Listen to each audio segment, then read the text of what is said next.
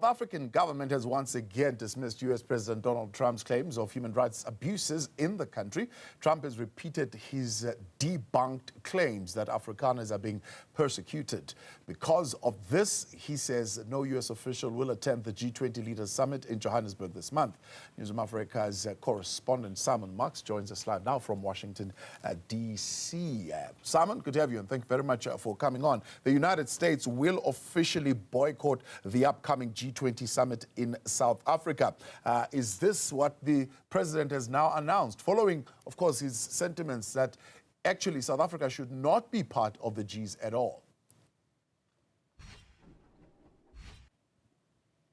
Yeah, absolutely, Tapo. I mean, that certainly looks like it is where we now are. Remember that earlier in the year, President Trump made it clear that he personally would boycott the G20 summit to be held in 2 weekends' time at Nasrec in Johannesburg, but that he was going to be sending J.D. Vance, America's vice president, in his place. And President Trump announced that. He articulated that news personally behind the Resolute desk in the Oval Office. Then suddenly, last night, seemingly out of nowhere, President Trump took to his social media feed to say that it is a disgrace, a total disgrace, that South Africa is even getting to host the G20 summit. He again voices the claim that genocide is being committed in South Africa against Afrikaner farmers. He again falsely claims in the active tense that farms and land are being expropriated without compensation. That's a fresh reminder that government's efforts in South Africa to push back against those claims, to say that no, that particular element of the Expropriation Act has never been used up until now. Those explanations have fallen on deaf ears at the White House, and as a result of that, he says, unless the South African government somehow changes course and abandons its discrimination against the Afrikaners, as Donald Trump claims that discrimination exists, there will be no US government officials at the G20 summit. So that certainly indicates that J.D. Vance's trip to South Africa is off. News that may come as a bit of a surprise to the vice president. It also indicates that no lower level officials, no Marco Rubio, the Secretary of State, no Scott Bessent, the Treasury Secretary, not even their deputies will be attending the G20 summit. And there is surprise in that because certainly within the last few weeks, the Americans had re-engaged in the planning process for the G20 Leaders Summit that President Ramaphosa will be chairing. And it also raises a real question about the choreography of at least one aspect of the Leaders Summit. America is hosting the 2026 G20 summit in Florida at Donald Trump's own golf club this time next year. That requires the gavel of the G20 to be handed over by President Ramaphosa to whoever is representing the United States at this year's summit in South Africa, just as Inácio Lula da Silva in Brazil handed the gavel over to the Americans a year ago. To the South Africans, rather, to President Ramaphosa a year ago. Well, with no US government officials attending that summit, according to President Trump, presumably there will be no one from the US there to receive the gavel from President Ramaphosa. Whether that ultimately matters in any concrete terms as far as the G20 Secretariat is concerned is a different question. But certainly it strips the summit of one particular photo op that the world's media always likes to capture, the handover of the gavel from the presidency of one G20, this year South Africa, to next year's presidency, the United States. There's been a pattern of diplomatic friction, if you like, a boycott being the latest in a series of other clashes between the Trump administration and South Africa. Is this likely to escalate to 2026, where the United States as a host can decide not to invite South Africa to the G20 next year? Of course, it's an informal forum that operates on consensus, so the other countries as well would have to have buy-in into that. Yeah, I mean, it's very difficult to see how the United States can disinvite President Ramaphosa from the 2026 summit. Remember that earlier in the week, the president argued that South Africa should be thrown out of the G20, that it shouldn't be in any of the Gs, he said. And let's just revisit how he came to articulate that view, because it's important. On Wednesday, President Trump was in Miami addressing an American business forum. There were all sorts of people from all over the world attending that event.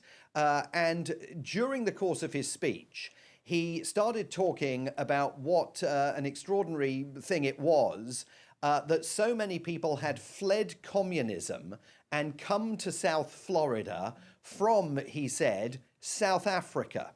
And it seemed very clear to people who were in the room, and I spoke to people who were in the room watching that speech, and you can see it on video, that the president may well have misspoken. He meant to say people fleeing from South America to come to South Florida, fleeing communism in South America. But rather than concede the mistake, President Trump then doubled down on the reference to South Africa and went off on this riff in his speech about what a disgrace it was, what was happening in South Africa and South America. And then he started railing against the fact that South Africa was hosting the G20 summit, said that the country should be kicked out of the group and all the Gs. And the whole thing left many people who saw it scratching their heads and wondering just where that had come from, because it clearly wasn't the intent of the speech and that element of the speech that he was making when he erroneously said South Africa instead of South America. Fast forward 48 hours, and there's been a lot of comment here about whether there was a mistake in that speech. And suddenly last night, he's announcing that he's completely boycotting America's participation in the G20, which almost makes you wonder whether on President Trump's part, he's not sort of tripling down on that mistake that he made in the speech in Miami, and South Africa is carrying the can for it.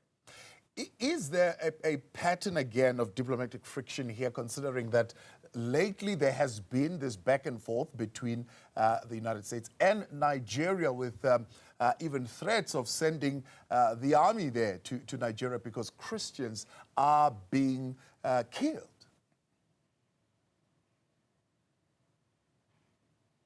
Yeah, absolutely. Guns are blazing, as President Trump said, of his plans, if necessary, to launch military strikes on Nigeria. Again, policy that is being built, critics contend, on misinformation. The President of the United States presents the situation in Nigeria in absolutely binary terms. Christians, he says, our cherished Christians, are getting massacred by Muslim Islamic fundamentalists. What the US interpretation of what is taking place in Nigeria fails to acknowledge is that the majority of people being targeted by Islamic terrorists in Nigeria are themselves Muslims. Certainly, Christians are being killed in large numbers, but Muslims are being killed in even larger numbers. The United States has nothing to say about that. And this is also now, of course, embedded in the president's refugee proposals, his new plans, only to accept 7,500 refugees a year into the United States. That's down from 125,000 during Joe Biden's last year in office.